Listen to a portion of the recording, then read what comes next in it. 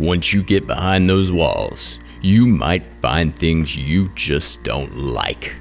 Mold in the stud cavities behind the drywall, some kind of heater that says it might catch on fire at any moment that's mounted in the wall, R11 insulation installed back in 1986. We better suit up.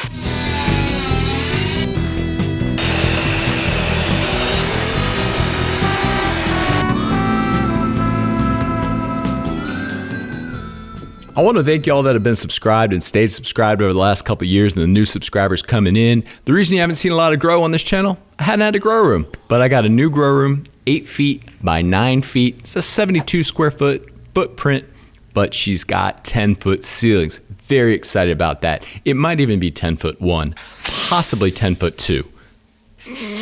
Many of you that have been around for a little while probably remember my old room, the room that I started this channel with. It was a 10 foot by 12. I had the cobs in the back, the custom builds coming in, but it wasn't a room that I necessarily planned and executed. I moved in, used the equipment I had, and upgraded as my time and budget allowed. And at the end of it all, I loved the room. It was easy to film in, it was fun to grow in, and most importantly, it was productive. But it wasn't my first grow room. I've been building grow rooms for myself and for others for the last 18 or 19 years, and I made a lot of mistakes, and I've wasted a lot of money.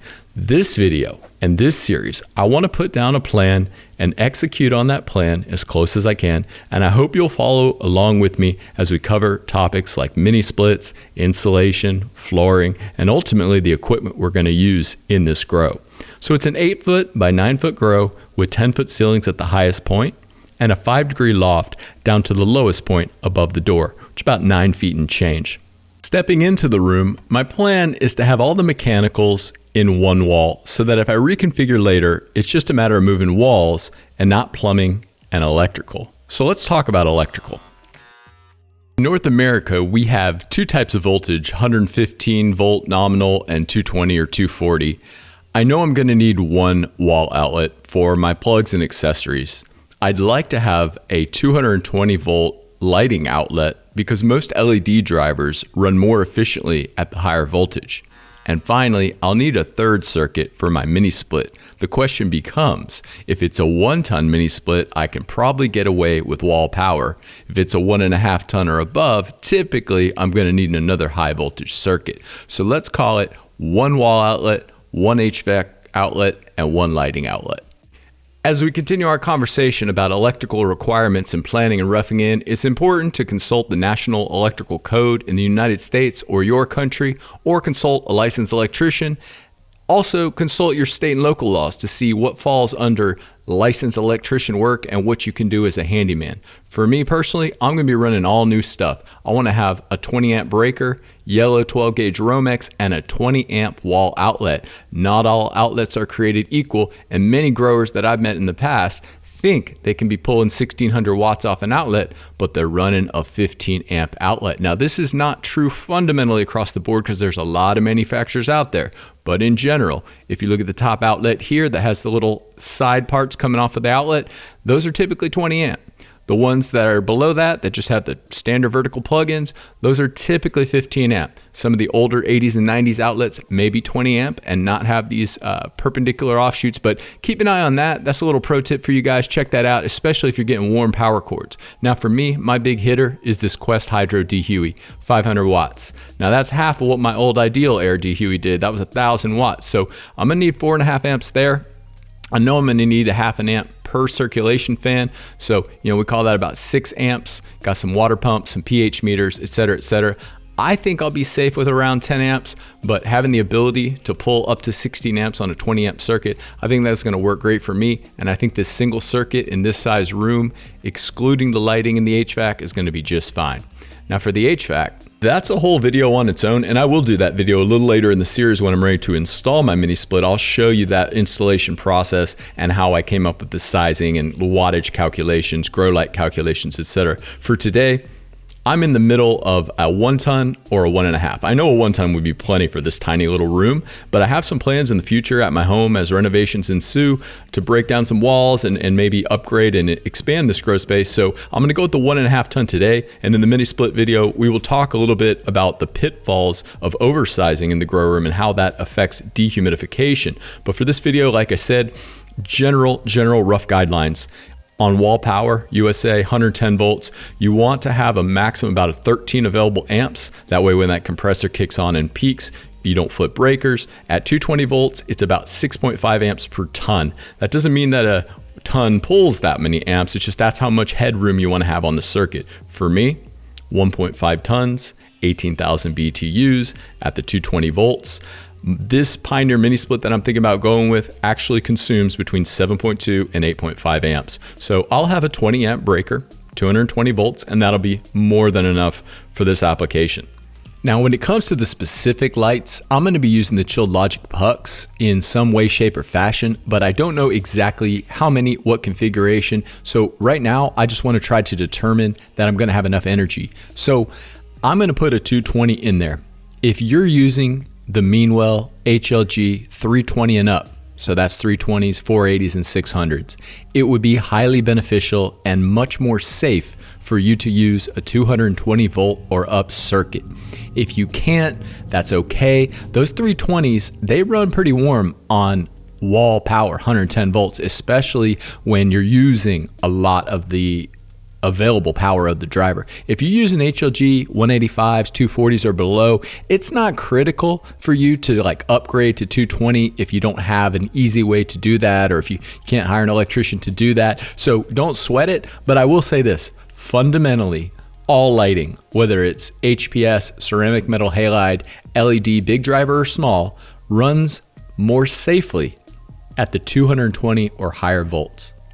It's pretty intuitive that you give a grow room a pretty good cleaning when you move in. Unfortunately, I had some mold behind the walls between my adjacent garage attic and this only exterior wall to this room. So I went ahead and cleaned everything up real good and hit it with bleach since there's no live plants in there.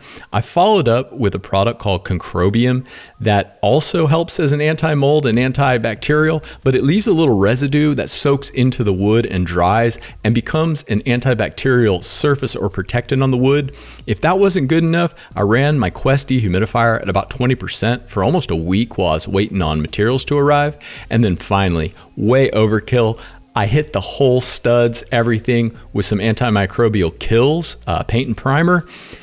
Like I said, overkill, but I just don't know if you can be overkill when it comes to mold and pathogens in a grow room, especially when you're talking about food that you're going to grow for your family, herbs and medicine that you're going to grow for yourself, your friends, your family, and potentially some very sick people. So with the tests and the laboratories doing the kind of testing they're doing, anything's going to show up on that test, and I'm just not willing to risk it or play with it. So I did see a little bit of mold residue here in this shot. I went ahead back through, cleaned that again, and hit it with some kills as I was installing my emergency floor drain that leads out to the perennials and other ornamental plants on the exterior of my home. There are different stipulations described in this UPC codebook about installing emergency floor drains, whether you have a sump system in your basement, a septic system, or a municipal sewer. So you might want to reference this for your specific application. If you're going to do some work like this, you want it to be up to spec and up to code. It's mainly just elbow grease in this wall. It was a little bit of money for the Great Stuff foam. The EPS foil-backed radiant barrier wasn't too expensive, maybe $15 or $20. The electrical stuff is getting a little more expensive. Copper's getting a little more expensive, but mainly just elbow grease and thinking ahead. And speaking of thinking ahead, I did put an exhaust port up there. This room, I want it to be a sealed CO2 room. That's what I'd prefer. That's why I'm going to the trouble and expense of getting the mini split and sealing this up really tight. But I feel like at the end of the day in a CO2 enriched room, I still would like to suck out that CO2 rich air and bring in oxygen rich air for the stomata at night so they can respire better, and having that port in there will be really nice. So final two things to seal this baby up: seal up that floor drain, add the fiberglass insulation, and start taking care of the floor and the drywall. For the floor, I just cut a piece of plywood the same size as what I took out, got a little fancy with the router, and just put a back angle on it so that the water would naturally head towards the emergency drain. I'm going to cover a little bit more about the floor drain and the various coatings and things that I used in the next video, because there is some paint out there that has a higher LRV or light reflective value than some of the others. And there's some epoxies that I've tried over the years that have cost me money and saved me money. So I'll detail those in the next video. As we wrap up this video, getting into the tail end, I shopped many different types of insulation, everything from recycled blue jean denim to stone wool or rock wool and fiberglass. Turns out in my area with what I have available, the R21 fiberglass was the best value for what I was looking for these 24-inch on center 2x6 walls. Seemed to be pretty common size. So I went ahead and went with that, stapled that all in, and put up the drywall. It took me about 4 or 5 days or a week of keeping this wall open, just thinking and researching, making sure that I didn't seal this wall up with something that I was gonna want or need tomorrow or 6 months from now. And I feel fairly confident that I'm pretty well prepared for now and for the future.